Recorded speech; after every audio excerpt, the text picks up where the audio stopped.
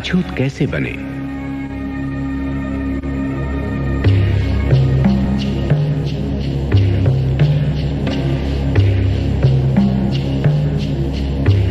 ऋग्वेद का पुरुष सूक्त चातुर्वर्ण्य का सिद्धांत प्रतिपादित करता हुआ कहता है, चारों वर्ण ब्रह्मा के शरीर से उत्पन्न हुए।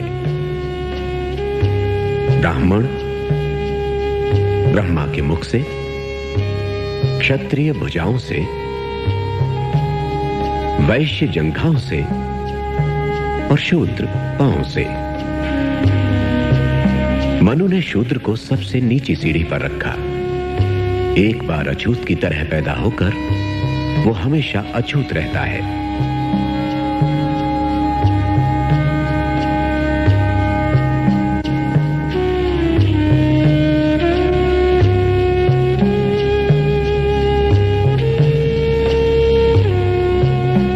मरे हुए पशुओं को ढोने और उनका मांस खाने से लेकर रास्ते पर चलने की मनाही तक अछूत हमेशा समाज से काट कर रखे गए।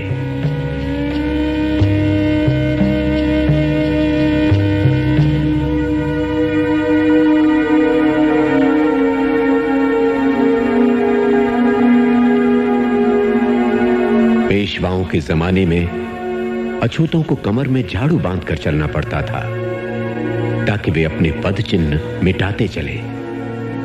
उन्हें गले में मटका बांधकर चलना पड़ता था ताकि उनके थूक से जमीन अपवित्र न हो जाए।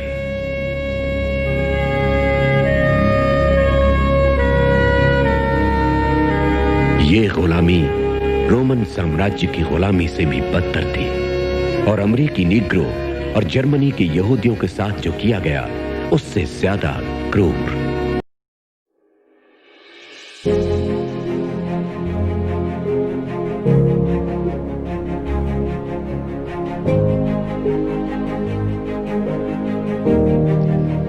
आपसे एक बात करनी थी। जी बोलिए। आपने तो देखा ही है सभा में कितने लोग सरकारी नौकरियों में आरक्षण का विरोध कर रहे हैं। अब अगर शेड्यूल कास्ट और शेड्यूल ट्राइब वालों को आरक्षण दिया गया तो आप तो जानते ही हैं फिर सिख, ईसाई, पारसी, मुसलमान कोई पीछे नहीं रह जाएगा। हाँ, मगर सिख, ईसाई, पारसी, मुसलमान या किसी और का मुकाबला अनुसूचित जनजातियों के साथ नहीं हो सकता। ये सारी जातियां पैसे वाली भी हैं और सोशली सिक्योर्ड भी। ठीक बात है, पर अगर एक बार आरक्षण का दरवाजा खुल गया तो देखिएगा सभी लोग अपना हक मांगेंगे और हिंदुओं के लिए सरकारी नौकरियों में जगह नहीं बचेगी, जबकि संख्या में वो सबसे ज्यादा है। आप चाहते क्या हैं? सिर्फ मैं ही नहीं, सरदार पटेल भी यही चाहते हैं कि हो सके तो संविधान में आरक्षण की बात ही हटा दी जाए। मेरे रहते संविधान से आरक्षण नहीं हटने वाला, चाहे आप कितना भी जोर लगा लें मुंशी जी। पर कोई रास्ता तो हो सकता है ना? हां, एक रास्ता है। मैं ही हट जाता हूं संविधान की ड्राफ्टिंग कमेटी से। अरे फिर आप लोग जैसा चाहें वैसा संविधान बना लीजिएगा। सुनिए भीमराव सुनिए तो। उस दिन से डॉक्टर अंबेडकर ने संविधान का मसौदा बनाने का काम बंद कर दिया और यह भी संदेशा भेज दिया कि वो ड्राफ्टिंग कमेटी से ही नहीं, लॉ मिनिस्टर के पद से भी इस्तीफा दे देंगे।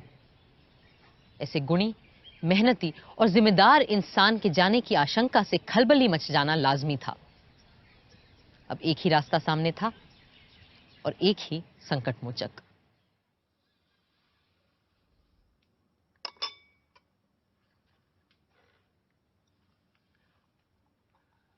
मुंशी जी की बातों से आप नाराज हो गए भीमराव? लेकिन वो तो आपकी बात लेकर आए थे मेरे पास, इसीलिए मैंने कहा कि मैं ही ड्राफ्टिंग कमेटी से हट जाता हूं। आप तो जानते हैं कांग्रेस क्या पूरे भारत में दूसरा और कोई है ही नहीं जो हमारे संविधान को आकार दे सके। खुद बापू भी यही कहा करते थे। लेकिन आप उनकी बात मानते कहां हैं पटेल जी? गांधी जी पिछड़ों को रिजर्वेशन देने की मेरी तजवीज से सहमत थे।